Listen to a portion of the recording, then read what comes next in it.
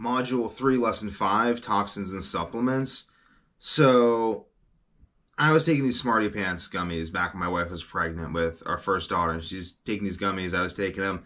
They said soy-free. They're like completely organic. They had everything checked out. But I was taking them. I stopped sleeping, and I was like, okay, well, something's got to be off. So I look at the label, and I read it thoroughly, and it says natural flavors. And natural flavors is just always poison, because that's basically the point of natural flavors, is to be poison. They label in natural flavors so they can get away with putting poison in things. So just cut it out. Like all that stuff. You have to be quite neurotic with toxins and supplements, because they will say that no soy, they say whatever. At the end of the day, I try to make as many of my own supplements as I can by capping them myself. And the ones that I cannot cap, I am very cautious about where I buy them from. Very conservative about that. If I find a brand that works for me, I stick with that brand. If the brand stops working for me, I go find something else.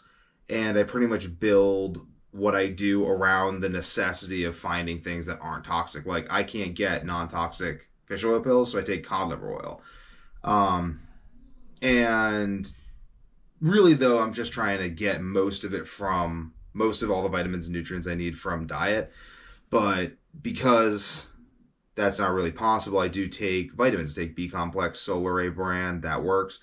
But that could potentially be irritating for you depending on what ingredients or something you react to. So really, with supplements, you have to pay attention to how your body's reacting and start with the most basic ingredients. Start very, very, very basic. And then also try to reduce the amount of caffeine, Adderall, or anything you're consuming that's causing stress on your body, and increasing the amount of supplements, vitamins, minerals, etc. that you need.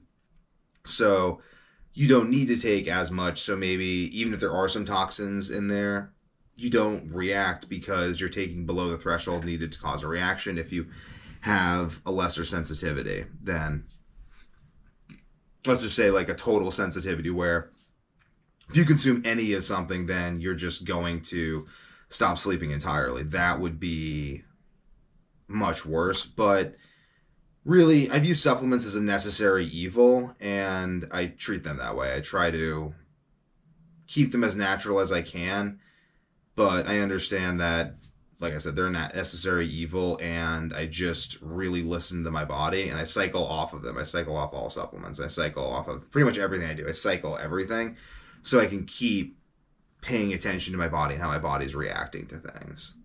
Done.